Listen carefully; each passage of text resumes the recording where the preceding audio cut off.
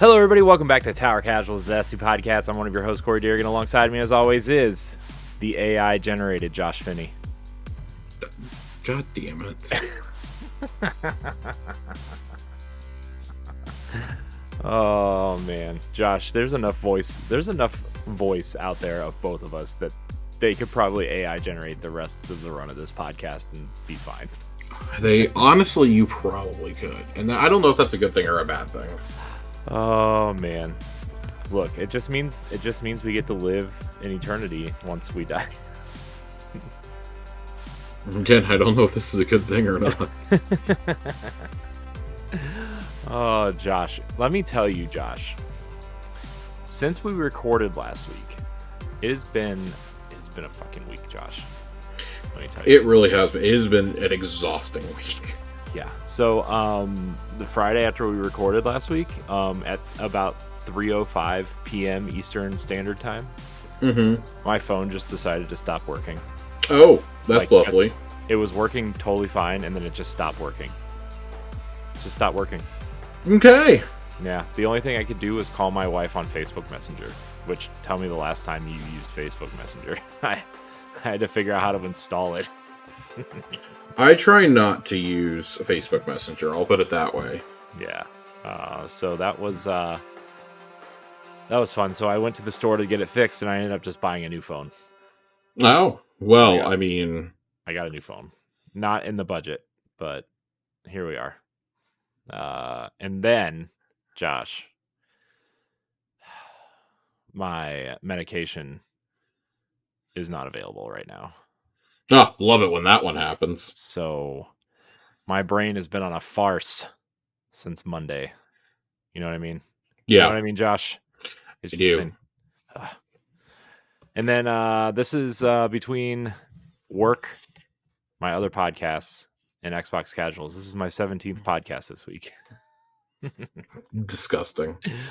Oh, man. It's been a great week, Josh. How's your week been? Has it been better than mine? Please. Yes, I'm just rather exhausted. It's just been an exhausting week for me. Yeah, it's been my partner got back very late last night, so oh yeah. Yeah, so we've been trying to spend some time together today, but between her catching up on sleep and then me just being totally drained, it hasn't really gone as planned. So yeah. That's fair. That's fair. It's been a week, man. There's something else I was going to say on the show too today, but now I forget. Oh yeah, I was going to ask you. So, I was talking to Ronnie a little bit in Discord today. What's the deal with Sydney Sweeney? Why is everybody obsessed with her? Is there like a reason besides the fact that her boobs hang out of everything she wears all the time? I mean, the attractiveness is definitely part of it, but she's also she's a fairly decent actress. She's been in a couple of very big things lately, so like Madam Web. I know that Corey doesn't go to the movies, but you're right, I don't. I'm a terrible human. I mean, not necessarily Madam Web, but she was just in a horror movie that she was supposed to star in a couple of years ago. It got canceled, so she took her money she made from starring in the TV show Euphoria and bought the script rights to it and produced and starred in it. And it got really good reviews. And then she was in a rom-com a couple months ago with one of my favorite up-and-coming actors, Glenn Powell. She was starring opposite of him. So, yeah, she's been in a pretty decent amount of things lately. As well as, being out there for some social activism. So just kind of like a perfect storm of like, hey, she's the person that everybody's talking about in the moment. Okay. I don't get the appeal. But I haven't seen her in anything. So except for a Hooters SNL skit. So, which probably isn't Corey will see movies and TV shows that Sydney Sweeney is in like 25 years. Yeah. Maybe. When she's irrelevant and we're all dying. We're all in the retirement home. In the outside. Yeah. Destiny 7 will be out by then, and it still won't be fixed. Just kidding. Anyways. We have a lot to talk about this week, Yeah, Corey. help me get me out of here. We have a lot to talk about. Last week we promised that we would talk about the weapon arsenal this week, which means that we have like 8 weapons to talk about. Really should have done that second show. Now that I'm looking back on it, I really should have just talked about weapons for like 30 minutes. I want to kind of fly through this as quickly as we can. We asked for y'all's favorite weapon rolls in the Discord earlier this week. Got some responses about the ones I kind of expected, honestly. There's some great god rolls out there. Well, let's put it that way. I think part of the fun of Onslaught has been not just chasing god roll, but trying to get the god roll with the shiny ornament on it. It is, like Dado said, this is not something for normies. No. Like if you really care about that ornament, oh boy. Yeah. Oh boy, have fun killing yourself to get to it. Because everybody gets a guaranteed shiny of it if you just do the weapon quest. Yeah. For that particular weapon, you'll get the Bungie curated roll, which, like, as we've said in the past, like, curated doesn't mean that it's like the absolute best roll. It's just like what Bungie likes for that weapon. Mm-hmm. That might not necessarily mean that it's like your DPS one. So, like, for example, for Recluse, you're gonna get Master of Arms on the curated roll because that's the special Recluse perk. Mm-hmm. Master of Arms outside of PvP isn't like this incredible, like, I gotta have it perk. Like, right. Honestly, like, Subsistence Repulsor Brace is probably better. Mm-hmm. So I wanted to fly through some of these weapons really quickly, especially in light of Mountaintop and Midnight Coup getting put in this week. I sit here and said all this shit, and then Midnight Coup, like, the curated roll is like maybe the best roll that you could possibly get. Okay, but that's one of 12 weapons, Josh. Okay. Outlaw Kinetic Tremors is pretty fucking wild to put on a hand cannon. Yeah, it's pretty good. So I like that one. I didn't mind the Hung Jury curated roll. The Falling Guillotine one is, of course, the traditional. It was the god roll when it first came out with the Relentless Strikes and the Whirlwind Blade. Yeah, still a really great one if you don't want to like try to proc bait and switch constantly. Yeah. So I think those are cool. Like, so I'm not like hunting shinies for those because it's like, oh, okay, I got really good rolls of those no matter what. For me, it was, and then I was very fortunate to get a succession to drop. That when you get a shiny to drop in the wild, you get those double perks, and that's the spicy part of it. So I was lucky enough to get reconstruction, redirection on mine.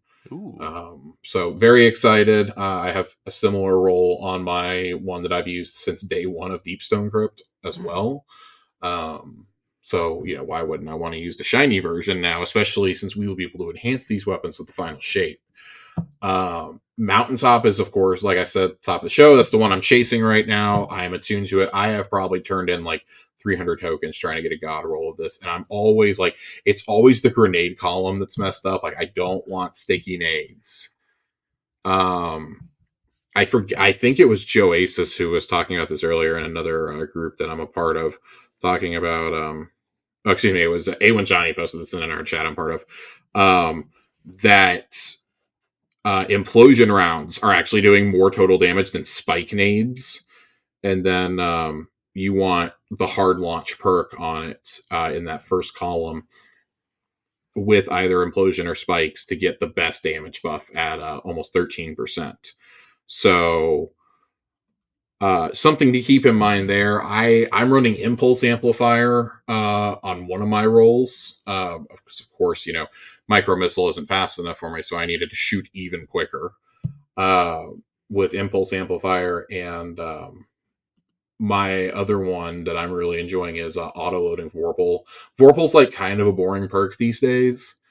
But Impulse Amplifier with Harmony was kind of dope when I was running it.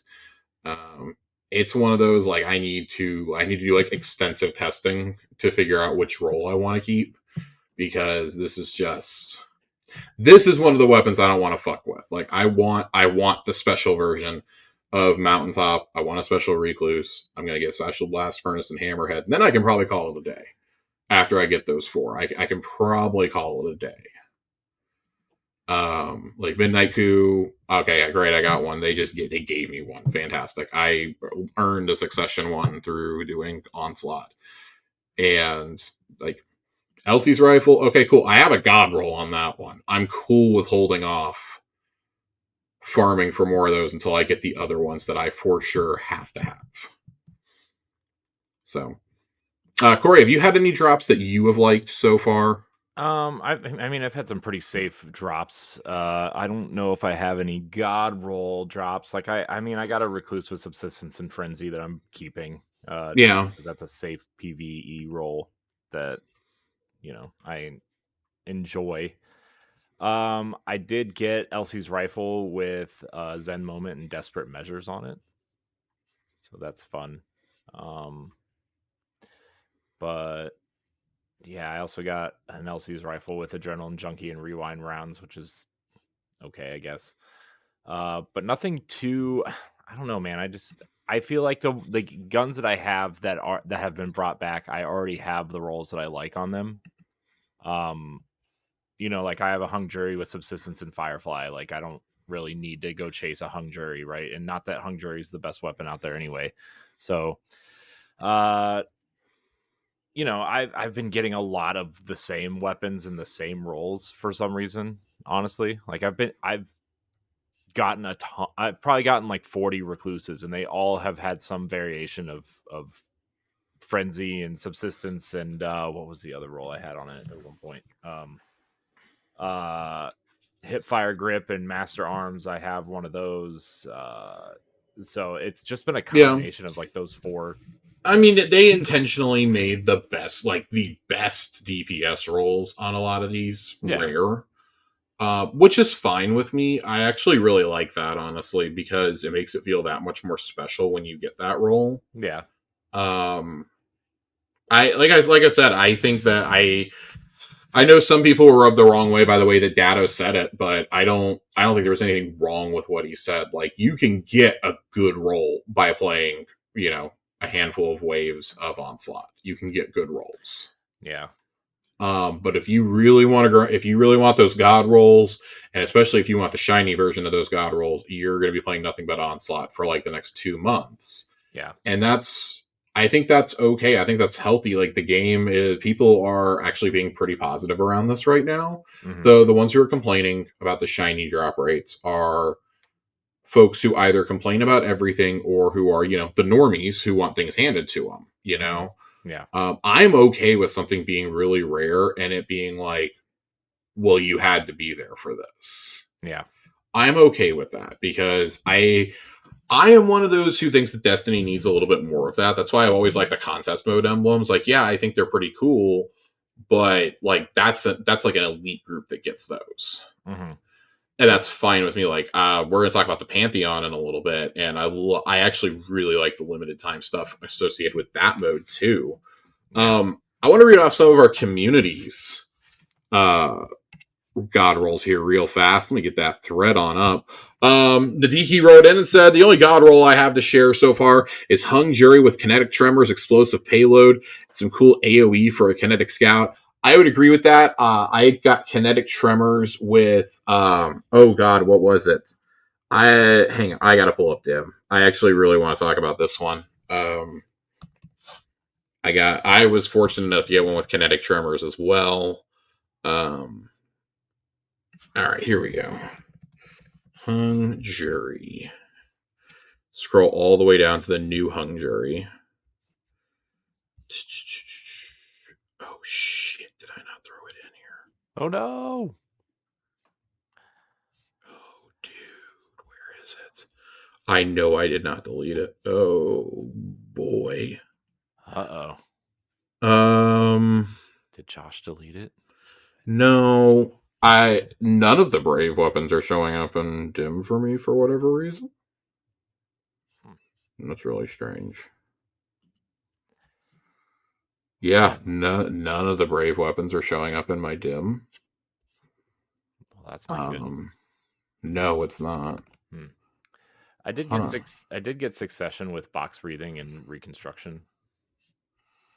Yeah, box breathing on a sniper has been good like for forever. Yeah. Okay, well, I'm gonna have to go from I'm gonna go from fucking what's it called? Dim. I'm gonna have to try and say them. I got a rapid hit box breathing one for sure, and then I want to say I got kinetic tremors. Kinetic tremors precision instrument. That's the one I was thinking of. Hmm. So pretty excited for that. The one that I would like to get is kinetic tremors firefly. Hmm. That was the one that I was pretty excited because I'm like 99% certain that I have that one. Hmm. Um, Oh, hang on. I got to refresh Destiny data. I haven't opened Dim in a little while. There we go. There we go. Everything's showing up again now. All right. Yes. So I have Firefly Kinetic Tremors with steady rounds on it as well, or flared magwell. Um, it's that thing's going to be a monster. I can just delete. Basically, at this point, if you get a hung jury with Kinetic Tremors, you can essentially delete every other roll that you've ever gotten of that gun. Hmm. Kinetic Tremors is that good of a perk, in my opinion. And the curated one that they hand you, I believe, is one for all rapid hit. I like one for all, but I'm approaching this from a perspective of if I'm running a scout in PvE, I'm probably helping a lot with either ad clear or champs. So I like procking the one for all perk. Hmm. I've been a fan for quite some time. Um, yeah, that is where I would go with it. I've kept one other hung jury, and that's box breathing rapid hit Hmm. from back in the day, because that was my adept hung jury. But God, I've been carrying that around for years at this point. That's from Splicer. 100%. If you, that's the only way I would ever recommend to go farm a hung jury at this point, is if you're able to get kinetic tremors on it. Kinetic tremors is just too good of a base perk to not be using at this point. Um, Scrolling down here, Sammy wrote in and said threat detector surrounded on recluse for their build. They're really liking that. That's cool. I threat detector, just I don't know. I've never really gotten a hang of it. I do like surrounded. Surrounded is always good to put on an SMG, especially one like recluse that like encourages you to get in there and just slay out. Hmm. Um, Ronnie sent me pictures two field tested rolls of the Midnight Coup, explosive payload frenzy on one of them, and then on the other one, uh, explosive payload, and I want to say that is overflow. Um, I'm not a hand cannon expert, so I don't know like what's supposed to be. Although I will admit I've been having a lot of fun running Sunshot with my solar build lately. That has been a lot of fun. We those are the only roles I think that we got sent in. I'm going to check the actual podcaster. I think we had some other ones that were submitted, but yeah, this is some of the funnest grind that I've had in Destiny in a long time. I still subscribe to the idea that if you're going to have crafting in here, everything should be craftable to an extent. But if you're going to make stuff craftable and then everything else enhanceable with the final shape, I think that's maybe a healthy middle line. Yeah. I think this is fun because, and Johnny nailed this. We've been talking about it in a couple different groups. He's nailed it. That this probably feels more fun to do right now because it's a fun activity. Hmm. The activity you're doing matters a lot, but in like 6 weeks, everybody's going to be sick of this Right. and be like, oh, I've gotten everything I want out of it. At least those who do this full time, or this is all they play, they've got time to play like 6 hours a day. They're going to be tired and, oh, there's no content. Bungie, hurry up and get the final shape out. Yeah. Yeah. So, um, let's I wanted to talk about a couple more roles while we were here really fast. Like I said earlier, the mountaintop I was running or auto loading Vorpal with spike nades. It has those high velocities you can switch to. Um, I keep getting sticky nades on mine, and it's making me really angry. I got one with the Ambitious Assassin Recombination earlier, which is kind of like a little off meta, but I'm interested to see how it goes. The Recombination perk, for those of you who don't know, Elemental Final Blows increase the damage of this weapon's next shot. I think it's really great to pair with uh, something like an SMG or even the Summoner from Trials. I think that this is really good to pair with it. Because then, oh, you're getting the blow there, or with your heavy, and then boom, you're switching to this for some extra damage. You get this running with like a Cascade Point build. I think that could be interesting. Um, the Recluse that I have had on mine, I've been running Destabilizing Frenzy quite a bit on mine. The other one that I was playing had Target Lock Repulsor Brace. That's the one that I'm really enjoying right now. Because I mean, Target Lock on an SMG is just fantastic to begin with, but then Brace, specifically within my Void build, has been really nice since Gear Falcons gives me the volatile shots anyways when I get Void kills. And lets me go invisible. Repulsor Brace adds an overshield to that, which has been really nice in some higher end activities. I am kind of relieved to see that Recluse is not the absolute monster it used to be. It's been pretty neutered. I haven't gone into the Crucible and like absolutely feared it yet. So I don't know. Like Corey, this is your first time using it. You said you loved it. Yeah, I like it. I like it. I like the build, right? I mean, I like the kind of generic PvE build that I have. That I mean, when the Hive are running at you and you're shooting a Recluse that reloads the magazine, you just keep taking them out, and you never have to let go of the trigger. That's very fun. Mm-hmm. Very, very fun. So, but yeah, I mean, I like it.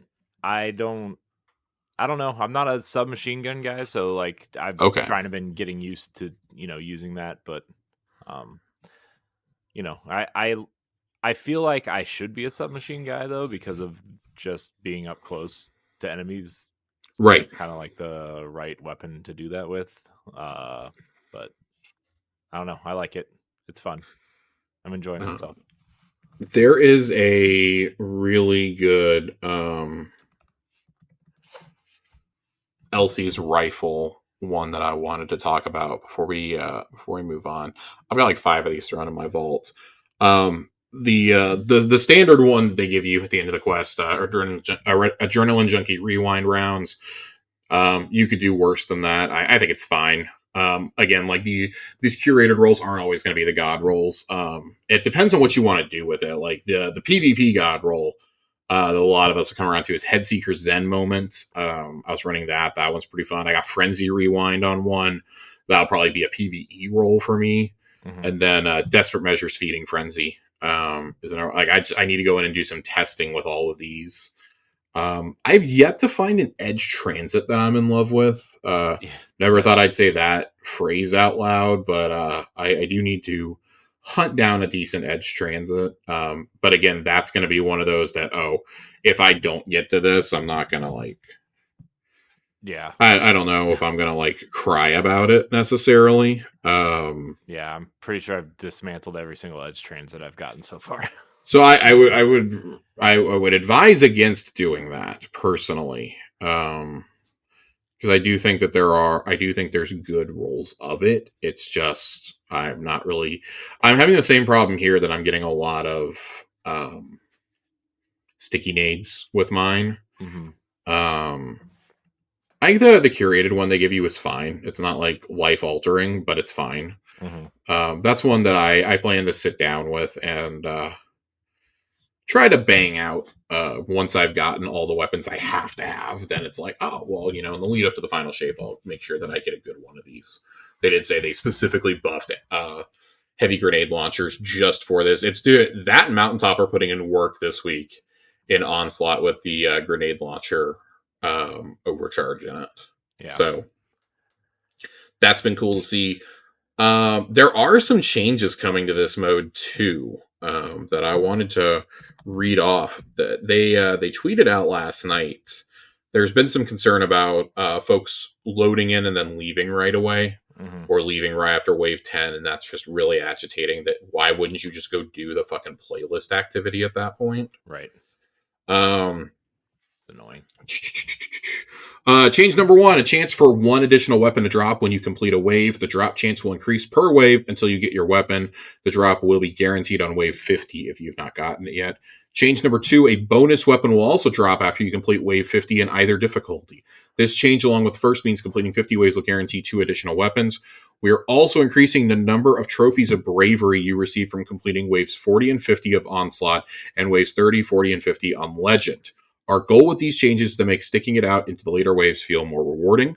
We've also seen folks ask if Shaq's vendor reputation will be able to be reset. Lord Shax's vendor in the Hall of Champions was not meant to be reset, and any text stating a reset is available is a bug. We investigated adding resets, but it wasn't feasible at this time. One of our goals with adding the additional chance for a weapon to drop when completing an Onslaught wave, as detailed above, is to increase the total rewards earned, as you can no longer earn Brave Ingrams from Shax after you hit his reputation cap. And an update next week, we'll get these changes live in the game. I've seen a lot of complaints around Shax not being resettable, and I think it just legitimately comes down to, as we're going to talk about in the Schwab, the Hall of Champions is going away on June 3rd. So it doesn't make, I didn't think it made a lot of sense to make him resettable. I understand that, well, seasonal vendors are able to be reset. Why can't Shax? And that's a conversation for another time, probably. I don't know if maybe there were some issues since he's already a vendor in the game elsewhere. Maybe that was causing some problems. I'm not really sure. I would love for them to give us an insight on that one day. Yeah, But I wonder. yeah. Yeah. Yeah, I mean, I think if this mode sticks around or comes back or whatever they decide to do with it, maybe you readdress it then, but I don't know, man. I don't think you really. I don't know. I get it, but also I don't think it needs it, in my opinion.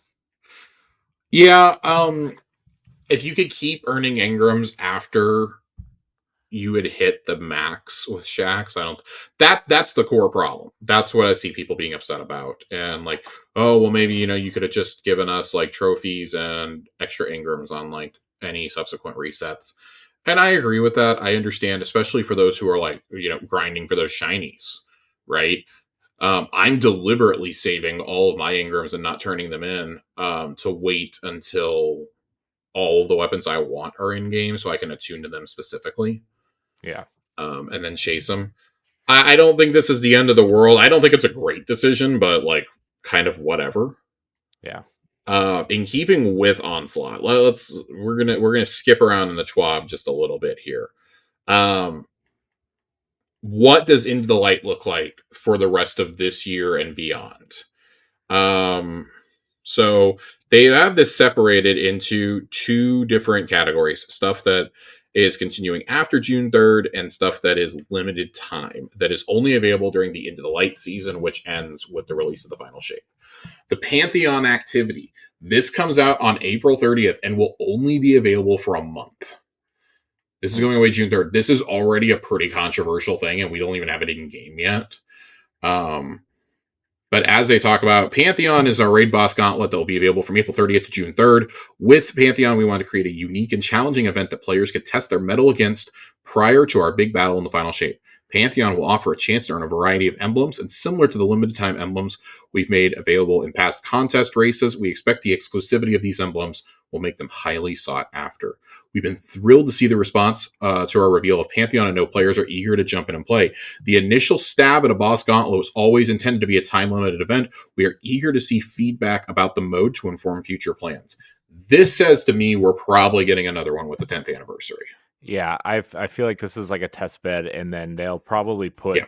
if people they'll probably add whatever encounters people like from the final shape raid into that encounter. Well, Final into the Shape 10th. raid, but like Garden of Salvation is not represented in this. You have all of the vaulted raids you could bring encounters into. Yeah, I mean they might have like 2 or 3 versions of this at some point, or what they could do is like randomize each encounter, I guess, or like have like, oh, what encounter 1, 2, and 3 pull from these encounters, 4, 5, and 6 pull from these encounters, right? Like you can do something like that, I guess. You know, I don't know. I think they could randomize it in a way that makes it interesting later down the line, to make sure everything that people want is represented. Yeah, as a matter of fact, Tiger Jesus writes in and asks, would you like to see Bungie do a pantheon of dungeon bosses and or strike bosses as well? Absolutely. Yeah. I mean, Absolutely. you could And even that's make that you can even do that as like a 3-person event, and then the raid ones yeah. would be the 6-person ones. I think it's really cool that they're doing things like this because like you said, I do think a 3-person version is probably the next thing that you see. I would like there to be I would like there to be a dungeon one, and have like the Ghost of the Deep boss encounter in there, or even the second encounter. Have one of those in there because it's supposed to be like some of the most challenging encounters, right? You want to have things like that. You want to have I don't know if you can represent duality then. Have the boss from Spire of the Watcher. Have um, maybe the ogre from the Shattered Throne. Have I don't know. I'd have to think. Have the second encounter of Pit of Heresy in there, where you're defending the plate against waves and waves of enemies. I think there could be some really cool things you could do there with a dungeon one. The strike one, I think, is a little more. I don't know, because now that we have actual mechanics to some of these strike bosses, maybe it's doable. But you would have to change some of the older boss encounters, which would be a great excuse to go back in and revamp some of the old raids or some of the old strikes, right? We've already seen them do that with some of the ETZ ones. There could be some interesting things to be done there. You could even include like some of these seasonal bosses that we've seen at the end. Yeah. You could throw them into a gauntlet like that, and be like, well, if you can master the 3-person ones, then you should go try the 6-person one. So there's a lot you can do in the future with this mode. I really like it. What else I really like is that the Pantheon event has a seal and title called Godslayer. I'm very excited for that. That is like part of what's motivating me to wanting to like finish Pantheon is I really want to be called Godslayer in game forever, because that's a title you don't take off. No. That's fucking cool.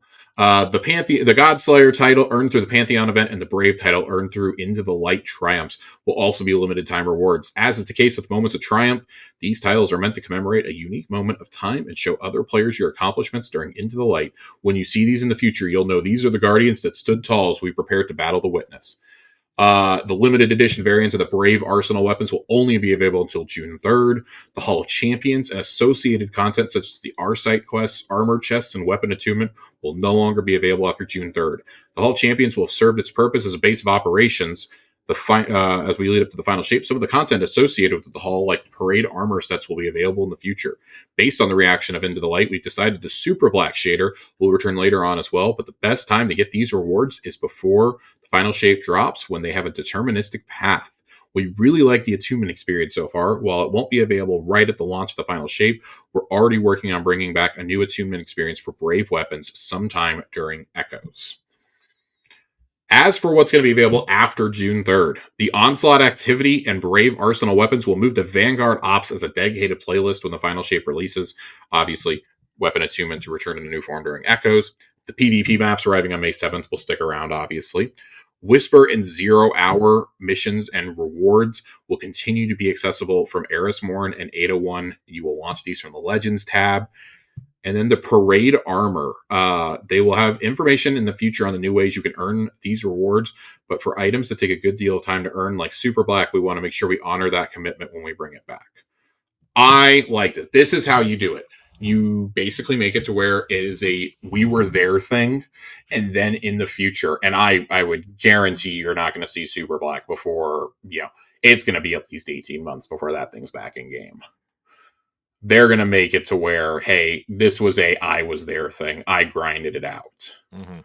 And that's the way I think some of these things should be. I don't know if cosmetic things should ever be gone fully, except for things tied to like day one contest clears. Yeah.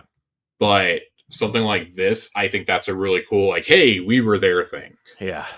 So I'm very excited. I have 4 weapon quests left after they drop after the next 2 weeks to finish before I get my Super Black shader. I'm pretty stoked for that. That is obviously the biggest thing in the TWAB this week.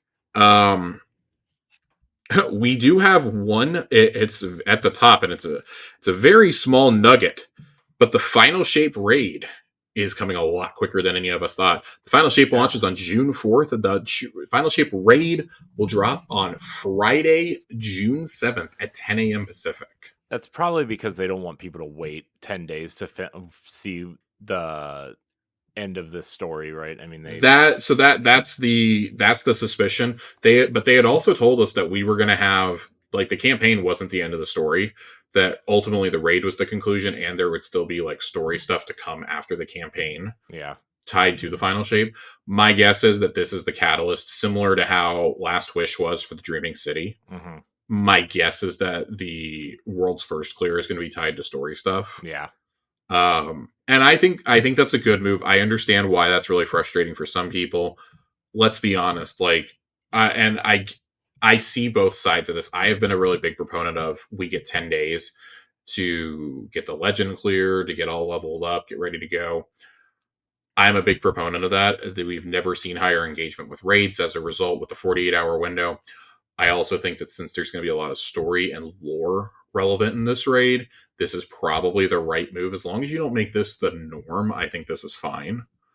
Or if you're going to do it, I think Fran Mirabella had a good take on Twitter earlier where he was saying that if you're going to do this, cool, but after like maybe after you've verified world's first or something. Mm-hmm. You verified world's first, like maybe you let there get like to be a top 100 teams or something. Announce, hey, we're going to unlock normal mode now so that everyone can get in there and experience it.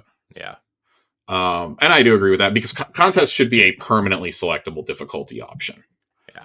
This is nothing new. We're not reinventing the wheel. We've been saying it for a long time that I think that should be a permanently selectable mode after the raid race has been completed. Just, let there be something special like, hey, I did it on contest during that first 48 hours, and then have an emblem where if you've an emblem or a shader or something where you completed it at any time on contest, you get it. Those are kind of the healthiest options in my opinion. I'm looking forward to jumping in and trying it that weekend. I probably am not going to attempt a contest clear here.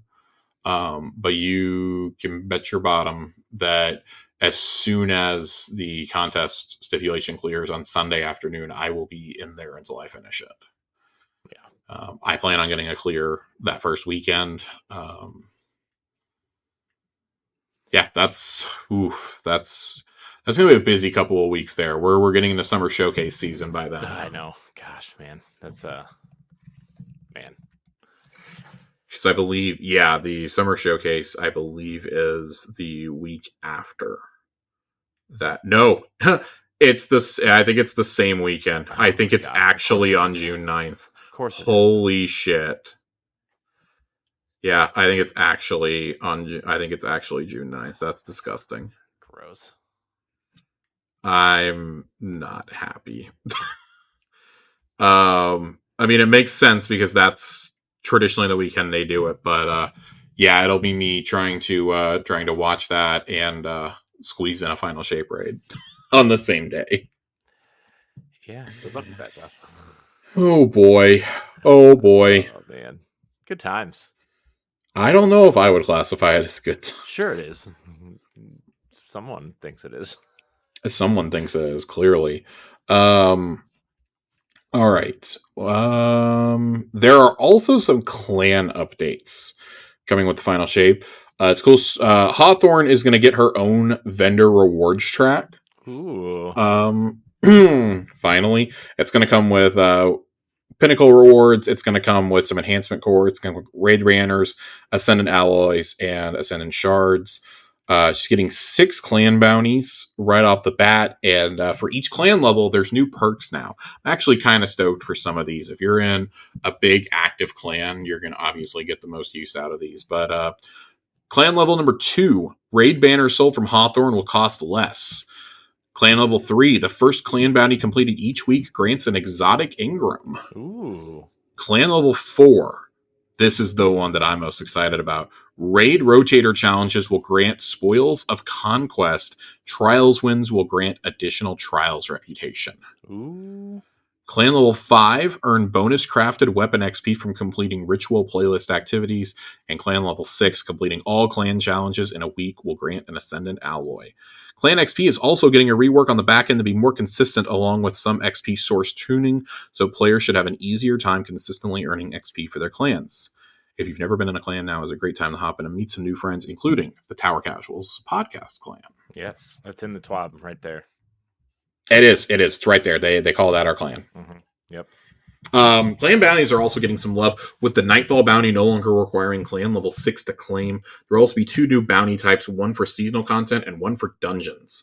All clan bounties will also grant clan reputation now. Ooh. I don't know why that wasn't a thing before, but it's here after years of us saying that they needed to do something with clans. Fireteam Finder has moved out of beta officially. Ooh. Yep, it has officially moved out.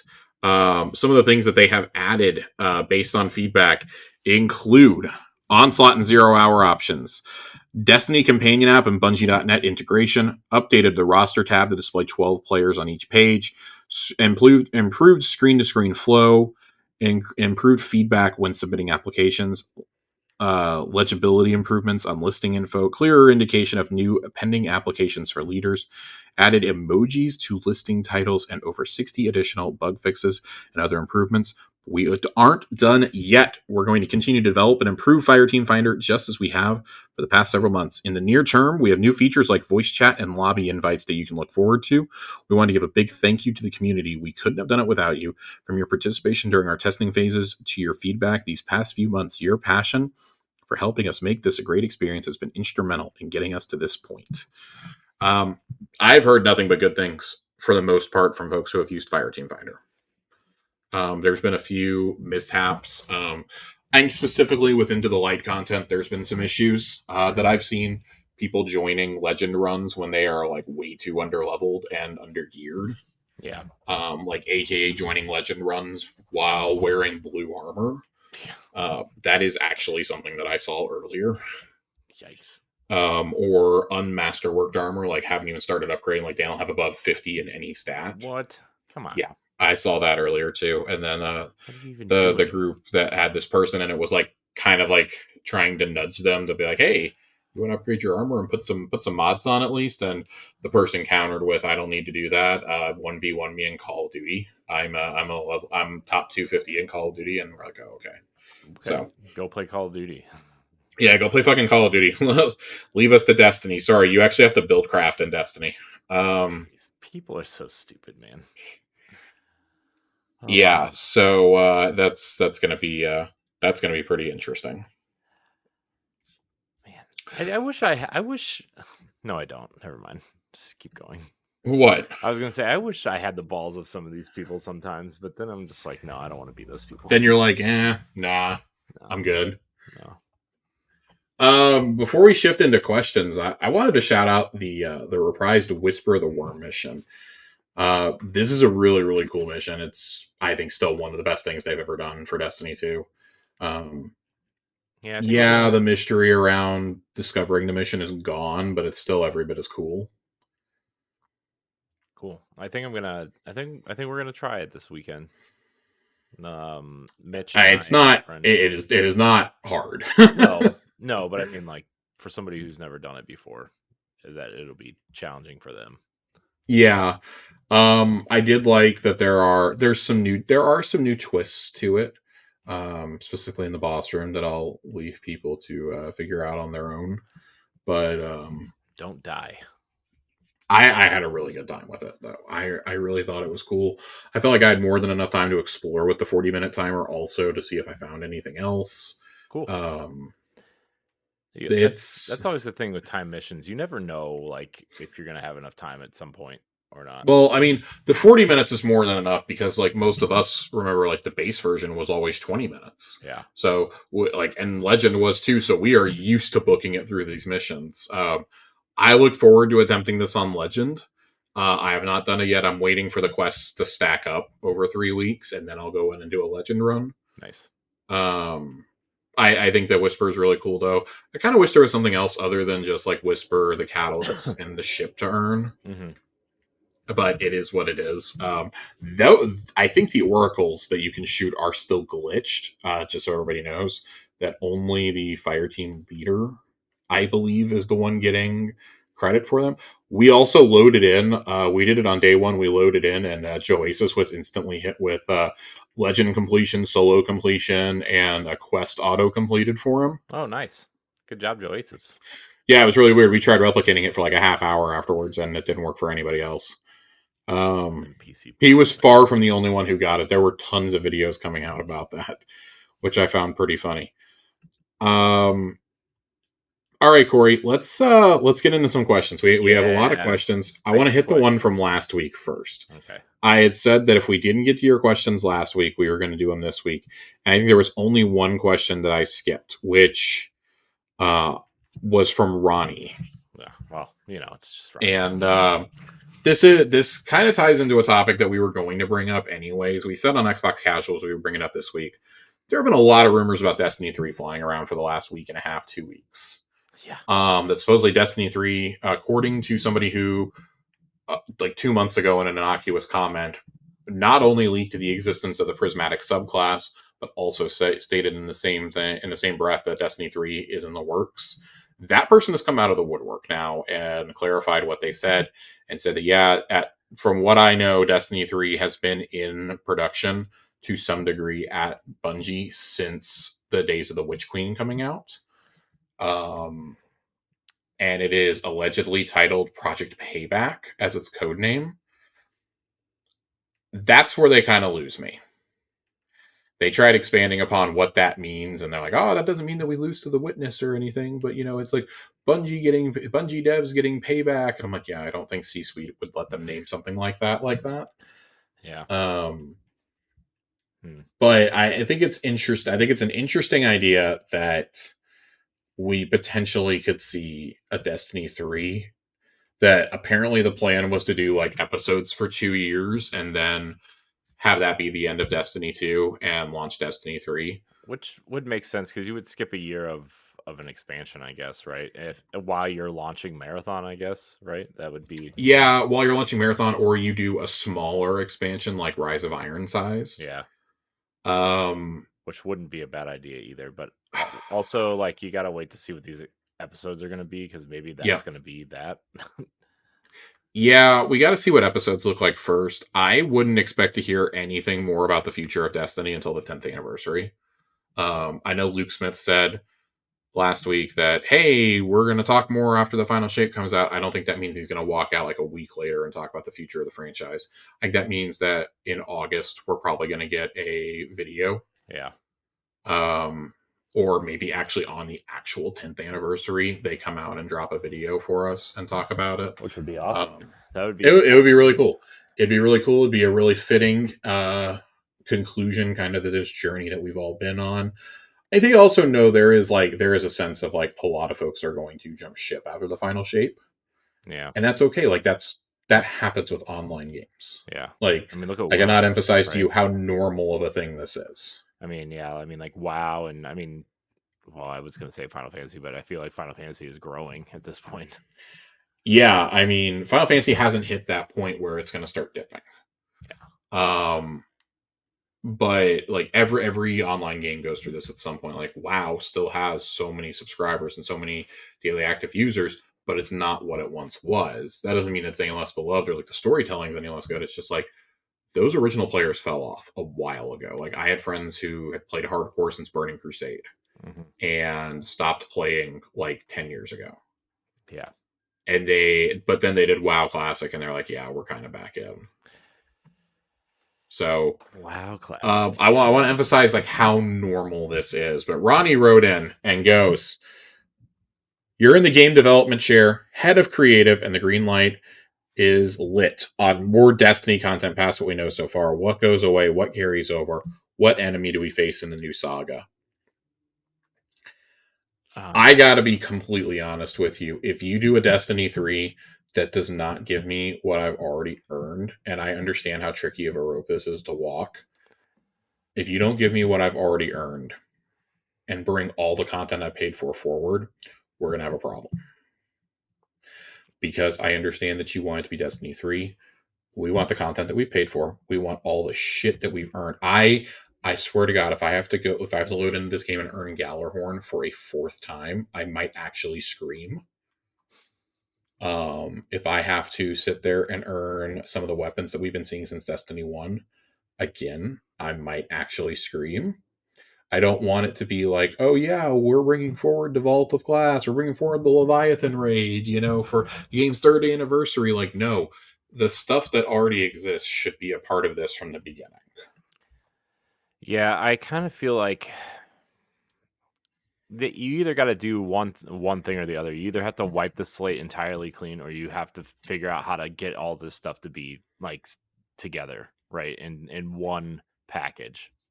Every other MMO does it, right? Every other MMO finds a way to do it, right? And I don't know. I am of two opinions of this, and they are conflicting opinions. So I don't really know which way to lean. I guess for devil's advocate, Yeah. to play devil's advocate to your point, Josh, I'll play the card of Destiny 3, right? I don't think you call it Destiny 3. I think you call it Destiny something, or you drop the 2 and then call it something else, or Worlds of Destiny or Destiny Beyond or something. I don't know what you call it, but if you do a Destiny 2, A Realm Reborn. God, jeez, a Traveler Reborn. Where was it going? Oh yeah, so like I know what they want to do. They want to wipe the slate clean to get new people in, right? Yeah, and that's game development 101. Yeah, and to do that, you have to drop the numbers, but also you can't bring that baggage forward of the old games, right? And that's because that's what's scaring new players now is like, A, you can't play everything anyway, and B, like the game has been going on for Destiny 2 has been going on for 7 years. So like there's not really a great jumping in point. So because I would say the most important campaign to Destiny 2 would be Forsaken, and you don't get it. So I don't know, man. I think they got to make a clean cut, even if you're not even the Guardian anymore, right? Like, what if you're just? So I feel like Guardian? That would be the change that would be made. Yeah, a new Guardian. Is that they would make it to where you don't play as the Guardian anymore. Like maybe the final shape is to send off for the Guardian. Yeah. I don't like the idea of that either, though. Like I have such a long history with this character at this point that I just don't want to do that. It's a tricky situation because I mean you risk if you do Destiny 3, like how are new people going to want to come play this if everybody's stuff from Destiny 2 carried over? Mm-hmm. But if you don't carry everything over, you're going to piss off and alienate basically everybody who plays the game. So you're in between a rock and a hard place. I'm interested to see what Luke Smith has to say about this. But if I'm in the chair, I'm biting the bullet and I'm letting things transfer over. Yeah, but the thing is like everybody's arguing you want everything to bring forward, but you don't. All you want is new stuff. So like, what I mean, it's like yes, but like at the same time, I think we've gotten ourselves to a point in Destiny where you are going to start running out of perks. You're going to start running out of perk ideas, and I think we're already getting there with some of these exotics. That how do you continue to make exotics feel unique? How do you continue to make exotic armor and weapons like feel special in this world where legendaries are so good now? Like legendaries are doing things that in even early Destiny 2, like in year 1 and 2, these were things done by exotic weapons. Mm-hmm. And now they're being done by legendary perks. So I do think it's a tricky line to walk. And like, man, if you thought it was a difficult decision for them to do, vaulting content, vaulting weapons. So you haven't seen anything yet. Like it's hard for me to believe that they would let things transfer over. And I mean, like if I'm in charge, like obviously it's different. Like if I'm in charge, I'm letting all this shit transfer over. I'm actually making it a mandate that everyone's vaults, that all the content they paid for is restored to Destiny 2 and it comes forward with them. Like, this is just a new iteration. We're dropping the 2. It's just going to be called Destiny. we're going to do episodes for like for a couple of years, and in the background we're going to work on a new engine to redeploy everything on. Mm-hmm. And I know people are like, we got to get off Tiger, we got to get off Tiger, we got to get off Tiger. Getting off the Tiger engine is going to change the feel of the game, and probably not in a good way. I think that's what everyone needs to understand. Like, you need a new version of the Tiger engine. You don't want, I call it like fucking Leopard or something. I don't know. Like, you don't, not everything needs to go to Unreal 5. That's what I'm trying to say. Like, No. I've seen so many people be like, we need a UE5. Like, no, you're looking at this just from like a photorealistic standpoint. You're not looking at this from a gameplay perspective. Like, the jankiness of the Tiger engine is what's always given Bungie's games their feel, because it's their custom in-house engine and they can tune it the way they want it. Mm-hmm. It's a little bit different than UE5. I hate to break it to you guys. Not everything needs to be put in that. Now, that being said, I do believe Marathon is being developed in Unreal. So maybe they're using Marathon as a test bed. Who knows? It's certainly easier to hire programmers if you're working on an engine like Unreal. Yeah. I would say the enemy you're going to face in the new saga, if I got to choose, it's the Vex. Oh, it's got to be the Vex, unless you introduce this entirely new race. But you have to. I mean, they are introducing the Dread, and I feel like you don't introduce the Dread if you don't have story content to back that up. Yeah, but also like you gotta address the Vex, man. Yeah. Like they've been put on holds for so long. Like they've just been in the background since Curse of Osiris, right? Like you gotta address that. It's one of the biggest. I don't know, man. It's like one of the biggest story elements that has a huge red flag on it for me. Like, yeah, I don't know. Yeah, I would agree. Let's get to this week's questions, though. Before we move on to questions, I have to bring this up too. There was a rumor that started going around this week and I think it was Paul Tassi who was talking about it, saying that at some point he had heard that before the buyout by Sony, Bungie had been working with Netflix on the early stages of a Destiny animated series. Mm-hmm. And that they had at least it was still early, but they had gotten to the scripting phase. And it's being pretty widely thought that that's what Luke Smith was more than likely working on, since he had been promoted to oversee the entire brand. Mm-hmm. My question is, do we think that that's totally dead, or do we think that we're going to hear about renewed efforts on that front around 10th anniversary time? I think I bet it's revealed around the 10th anniversary. I bet there's going to be like a huge multimedia push around the 10th anniversary if it's still going on. I think it's still going on. That's my guess. Bring Luke Smith out of the content vault. Yeah, I think if they really truly move this stuff up, like we kind of think they did, to kind of appease fans and kind of, do that kind of thing, you got to do something at the 10th anniversary that's not gameplay related. I think, in my opinion. Yep. And I think the thing to get people more excited about this universe is to do a multimedia push, whether it's, an animated series or, some blur shorts or something, or some books, or, something like that. You got to make the multimedia push. I think some sort of animated anthology would be the best way to go. Yeah, we've been pushing that narrative for years now. Yeah, that would be my opinion. Yeah, mine would be do an animated series. I've seen some people be like, well, we need to tell stories, but like they need to intersect with the things from the games. I don't necessarily think so. I think something like this would be for like the hardcore fans. Mm-hmm.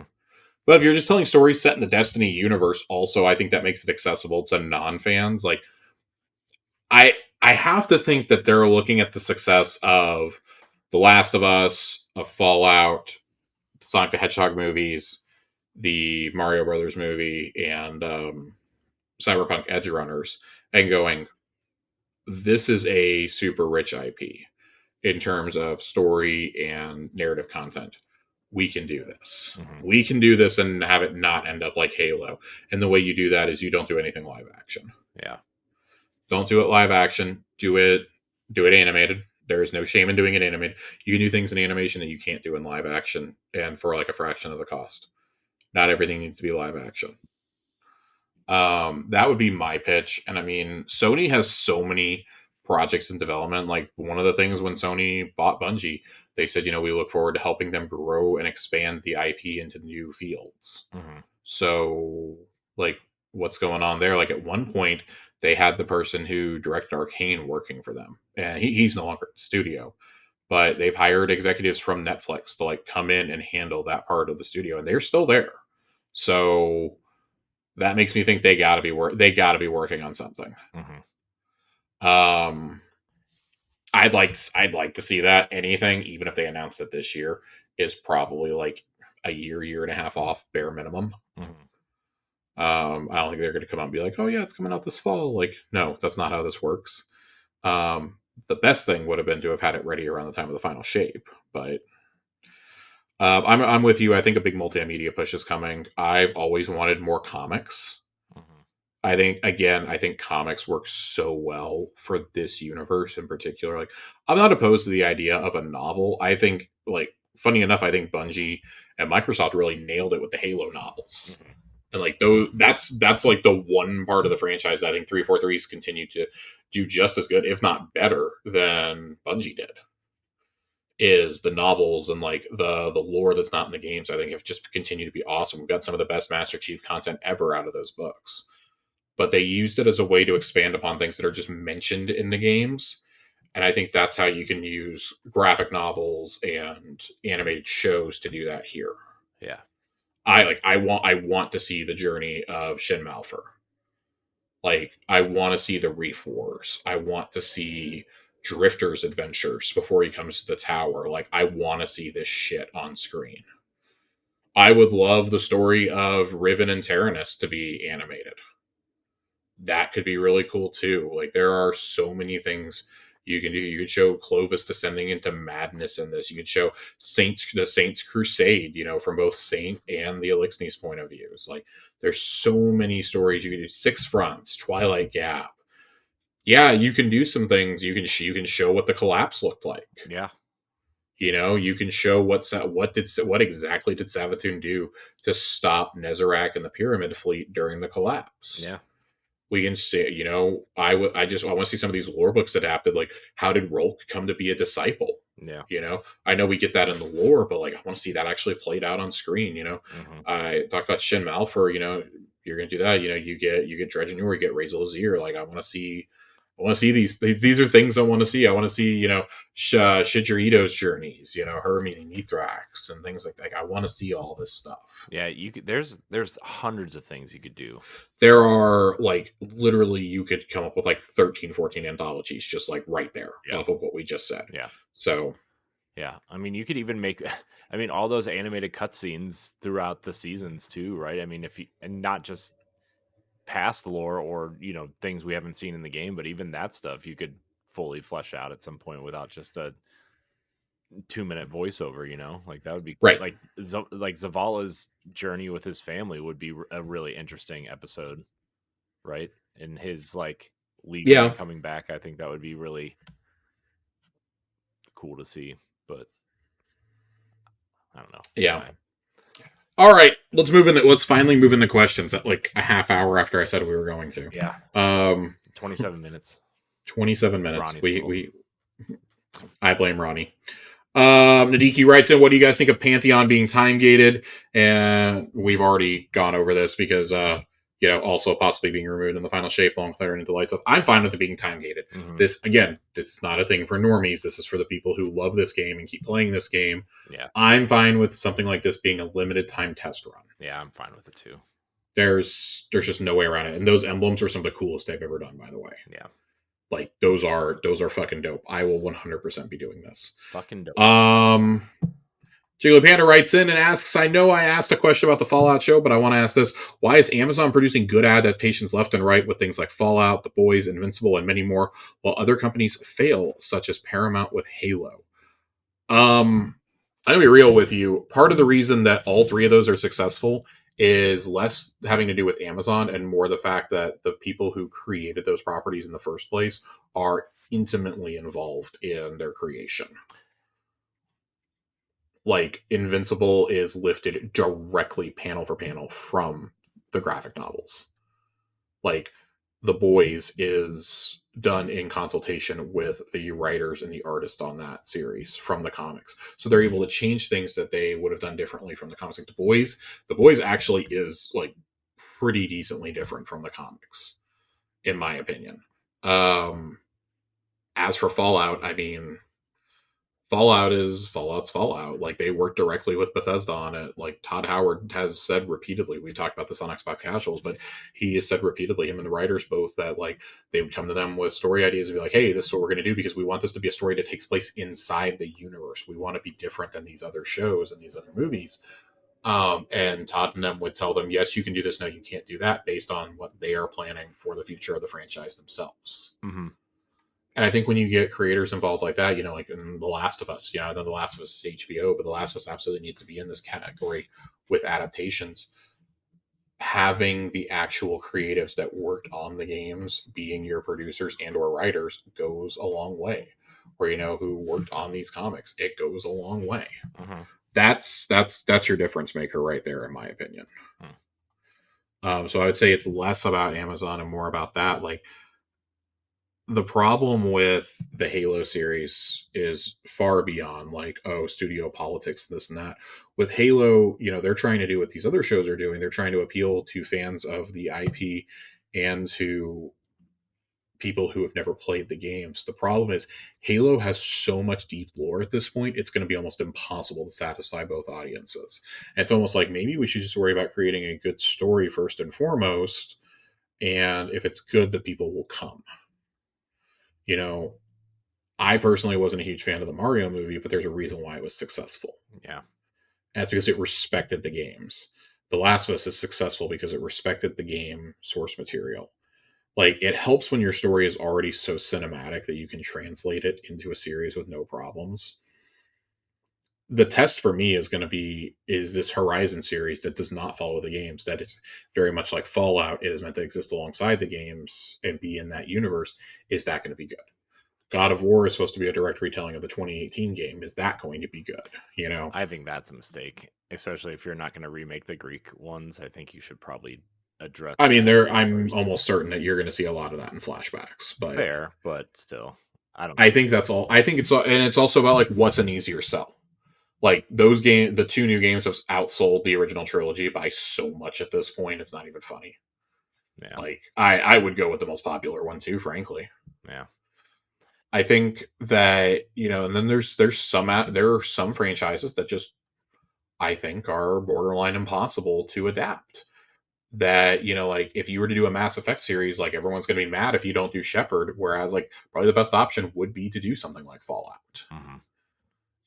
But and again, like that was the argument we made about Halo. Like, well, it either has to be an exact retelling of the games or it can't follow Chief at all. And instead we're in this weird alternate reality with Chief and it just doesn't work at all.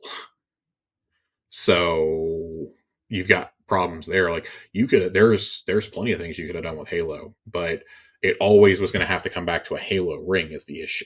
Yeah. So Halo's got its own issues, and it's almost because there's too much history and too much legacy there. The Last of Us, there's 2 games. Yeah. Invincible, there's a comic. There's a comic run. The Boys, there's a comic run. Fallout, there's a handful of games, sure, but you're working directly with the studio to make this instead of retelling 3 or 4. You're doing this to exist alongside everything and honor all the games that came before. There was references to every game in this series. And there's even like confirmation of some of the canonical endings of these games, which for the first time Bethesda's had to put its foot down and say these are the canon endings, whether you like it or not. Also, if you could choose one of the Amazon adaptations to cross over into Destiny, what would it be? I want Invincible just so I can be a true superhero. I don't like I know you said this is your last crossover question. I don't want anything. I'm so tired of crossovers. There is not a single Amazon property that I look at and I'm like, yeah, I want that in this game. And that includes Fallout. I don't want Fallout in here. Yeah. I don't think Invincible fits. I don't think The Boys fits. I don't think Fallout fits. I'm good. Pass forever. Yeah, I can't really think of any crossovers I really Yeah. No, like I don't know how many times we have to say this. I mean, yeah. I mean, I'm not. I. I'm more like if it fits, sure, but like I'm not like clamoring for anything. You know, I mean, like the Mass Effect one was one, right? But then you got fucking Ghostbusters, and it's like, what are you doing? Yeah, it's like for every decent one you do, or that makes sense. Like I didn't like the Fortnite stuff, but it made sense. It was, oh, it came to the Epic Store and we put Destiny stuff into Fortnite. Cool. You still took Fortnite armor and made it look like it belonged in Destiny. I think it's a little bit hard to do that with superheroes. Yeah. You know, I just don't think they're going to cross over with something like that. That's me personally. Sammy writes in and says, "What's your favorite faction in general and why?" Like enemy, like the other. Any kind of faction. I'm assuming any kind of faction. Hmm. I mean, Examples were given as the Elixni and the Vex. I really have grown to enjoy the Elixni, right? I mean, Mithrax and Ido and even Aramis to an extent has made them more interesting, and her conflict is way more interesting. So I would say the Elixni and like kind of the bond we've kind of made with them. Yeah, I really like the Elixni story. I think from a purely a story standpoint, a lot of love has been given to the Cabal. I'm gonna go with our space rhinoceros friends. Um, they're not my favorite aesthetic, and they sure as hell haven't given me my favorite weapons.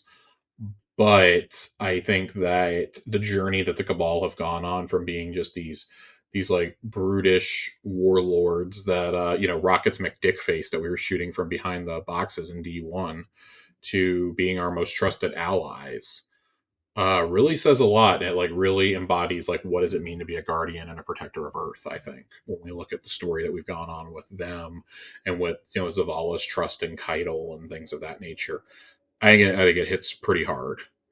Um, and what's your favorite and least favorite faction to fight in game? Oh God, I'm gonna say my favorite, my favorite to fight is probably Cabal. yeah, they don't move. They're just Yeah, they don't fucking move. It's easy to get headshots. My least favorite, hands down, has to be the Scorn. oh, I was gonna say the Vex with the Wyverns. Oh my God, get those. The Wyverns are bad, but the Scorn are the Scorn. Yeah, I guess when they like disappear or they go underground and you see the purple trail or there's Yep. swinging their The stupid chieftains with all their debuffs. yeah, and they're like Yeah. fucking now they're stasis lanterns instead of uh And then who's the hottest raid boss? the hottest raid boss. Oh God, Is it Tanix? no. I mean, I guess if you're going for that, uh, that I can be anything you want type of thing, I guess you could keep coming back to something different. It's like the girl that puts her hair up and glasses, and then she takes her glasses off, and she turns into a totally different woman. Love it. That's Tanix. Love it. Love it. No notes. No notes. No notes, everybody. Noro writes in and says, I'm still taking a break from Destiny 2. Are there any brave weapons and specific roles I should chase given their limited time and my own? And yes, we definitely already talked about that earlier. And if yes, any pro tips on how to maximize the grind? Yeah, get in and play all the way through. If you're looking for just like, or you don't have a lot of time, like run a couple of those 10 those 10 round things. I understand like not everybody knows that they're going to be able to commit to like an hour of a grind. And it's really shitty if you're the one who leaves on level 45, which has happened to me more than a couple of times. I would say doing that, and make sure you're doing the weapon quest. Shax gives you a tune, and I would start your grind now because once there's 12 weapons in, that is a much more bloated loot pool. That's why I'm really happy I got a lot of my stuff done for the first 6 weapons in the first week. So this week, all I have to do is focus on those 2 weapons that came out. Not a question. This is from A1 Johnny. Not a question, but I want to shout out some homies. Our friends Joasis, Max, and Phil all got their first Legend Onslaught run using a 3-man Rat King strat last night. Nice. Rat King? Yes. I was watching on wave 49 and 50. I did not realize it was Legend while I was watching it until I heard the reactions afterwards. But Nice. that was a wild time. I was watching it while I was waiting at the airport yesterday. So I got I wasn't in a legend one, but I got to round 41 with some randos. this is one of those activities like I have far less fun when I'm doing it with randos because you're probably not going to get a completion. If you have one other person that like you play with regularly, then you'll probably be able to do it. Just because you can make call outs. Yeah. But I'm definitely not a fan. Um Corey, you said you liked Halo, and we got a question for me. On a scale of 1 to 10, rate how heretical this take is. Oh, I mean, that's a 10 out of 10. It's fine. That's a 10 out of 10. It's terrible. I've also only watched 3 episodes of The Boys and never watched anything else on Amazon. So I mean, I think The Boys is terrible, so the you're not alone. the I know I'm very much in the minority on that one, but yeah, that is not the way to do dark superheroes. I'm just going to say it. I think my biggest crime against Josh's humanity is never seeing Lord of the Rings after like Fuck you, a half dude. hour of I bought Lord of watching. the Rings Magic cards. I bought my first Magic cards this week, and I bought Lord of the Rings and Fallout ones, and I'm so excited. I did. I really did. I really did. I bought Fallout cards. I bought Fallout Magic Gathering cards. I'm very excited to play. Hail Hydra writes in, goes, are you hoping for a soul crushing raid or an easy as Nezarec raid for the final shape? I don't want it to be easy, but I don't want it to be like Last Wish hard either. Mm-hmm. I want it somewhere in the middle. Something like the difficulty of Vow would be fine to me. Yeah. Without the symbols. Yeah. I think Vow is the right level of difficulty for a raid, personally. It's going to be a really challenging day one raid, but once it opens up and you like learn the encounter, it's gonna be like, oh, okay, this isn't that horrible. I would prefer for the raid to be, pretty decent, like mechanics wise. I want that fight to feel brutal though. I want the boss fight to feel a bit rough. Like, just like no matter how many times you drop Rolk, like that, there just the sense of tension you have because you're so close to him the whole time. Mm-hmm. I want something like that. I would love to be up close and personal. I want to beat the shit out of the witness with a sword, frankly. So, I do hope for an experience like that. I want it to be somewhere kind of in between because, I mean, Nezzy was easy even on contest. There's a reason why it's the highest contest we've ever had. But I'm still a fan. I like that we have an easy raid like Ron in here. Just doing it in the lead up to the final shape was not it. What do you think, Corey? As someone who doesn't raid as much these days, what do you think? Man, I mean, I want it to be. I don't want it to be a pushover, right? I don't. But I don't need it to be the hardest thing they've ever put out. No. I would like, because like Root of Nightmares is like hilariously easy. Like my first time running through it, we ran through it in like less than an hour. And granted, I was with people who had done it before, right? But also like I think Vow the Disciple was a pretty decently challenging raid without being overly difficult. I think if you aim in that range, or even, I don't know, man, I would say King's Fall, but King's Fall to me is like so easy because I've run it literally 250 times, so I can't really say that either way. But I would say something along the lines of Vow would be sufficient, in my opinion. Yeah. What the biggest change I would like to see is that we we don't have an abundance of teams get held up at encounter number 2 this time. Mm-hmm. I understand that you need DPS checks during the raid, and it's just funny that like as soon as you hit a DPS check, that's where like all the teams drop. But I understand you can't leave the only DPS check to actually be the final boss. Yeah. But at the same time, it's like, damn, um, this is rough. Yeah. This happened in Deep Stone Crypt. It happened in Vogue. It happened in Vow. It happened in Kingsfall. It kind of happened in Ron. I say kind of because it didn't in a lot of ways. Um, for planets, I think it was less about the damage and it was more about figuring how the encounter actually worked. And then Crota, I mean, yes, the Death Singer was a DPS check for sure. It's a different type of DPS check though, and I found that to be really interesting. Mm.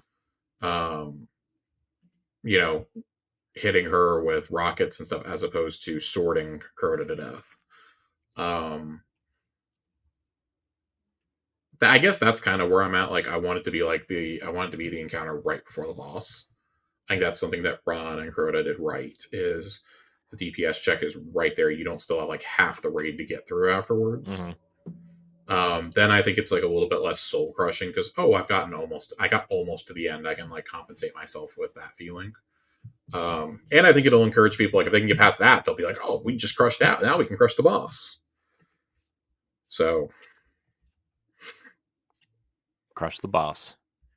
Crush the boss. Crush the boss. Maybe Crush the boss. Maybe you just have to put a big cork on his head, and then all them soul steams coming out of his head will just make his head explode, and his eyes pop out. Them big bug eyes, mega mind, the mega mind. Hail Hydra writes in and says the raid comes out before the last missions. ... Discuss. I've been telling you guys since this happened, since they said that it was going to be a little bit more stretched out. I think y'all are reading way too far into this. I think those are epilogue quests. I think it's going to be like, revisit the restored tower, talk to your allies, reminisce on those you've lost, go to Amanda's grave that we patched out of the game right away, things like that. I don't think this is going to be like anything significant, or it's going to be like, Guardian, we must turn our attention to the Vex now that we've dealt with the Witness. Our job isn't over. Guardian never rests. Saladin, loud and proud, assuming he lives. There's like, I think that until we have a better idea, like we're reading way too far into this. Yeah. I don't think it's going to be anything like super significant. I mean, I guess I'd like to be wrong, but I think at most, maybe you unlock a new destination. Maybe you unlock some new stuff from the raid getting done. Maybe that's what unlocks like the final prismatic fragments or something, or like that's what puts the random rolled exotic class items into the game, or like more than likely you're going to get an exotic quest to go get that traveler heavy trace rifle. I would be floored if that was not the raid exotic or a quest tied to the raid. Yeah. So, and then our final question, the Diki, do you think the final shape raid launching on June 7th is too soon? Yes and no. I enjoyed the 10-day waiting time. That makes me feel like I don't have to kill myself. But as we said earlier, I absolutely understand this because it likely has a cutscene and it has the conclusion of the story tied to it. They don't want folks to have to wait a couple weeks to see this. Like for a fan base that is already like really on edge about this shit, that's fine. Like they haven't tied anything major like that to a raid since Last Wish. So I'm interested to see how it goes. Yeah.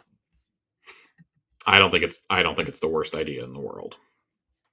Yeah. Yeah, no, I agree. I agree with you. I don't know if I have anything smart enough to add. I'm not smart. It's okay. We shall see. We shall see. We shall see. All right. Before we get out of here, Corey, we have a lore corner tonight. It's nothing big. Lore corners really aren't going to be like that huge leading up to the final shape. We'll do collector's edition lore here pretty soon. But Shax has had some interesting tidbits for us. Every time that you finish a weapon quest and go talk to Shax, he gives you a blurb about the history of that weapon in game and like has some meta references. I really like those, and I think those are important to read. But also the lore on some of these guns is interesting. So we're going to start with 2 pieces on Elsie's rifle this week. This is the actual blurb on the gun. Shax's massive hand swallowed up his pen. He effortlessly held the map in the other. The fierce wind at the highest point of the old tower couldn't pull the paper from his hands. Elsie surveyed the horizon. The city, alive and vibrant, stretched out before her, overlaid in her memory with its corpse. She turned and pointed. There, the edge of Core West. That wall fell first in the bombardment. As Elsie turned, Shax shuffled around her, still clutching his map. Perimeter south. Hive sappers dug in under the wall.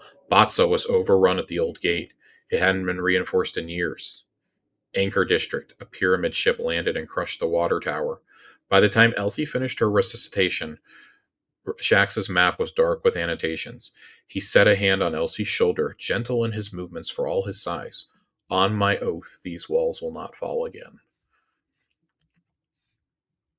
I really love that we're bringing Elsie and the Dark Timeline back into the story because we haven't really talked about it in a while.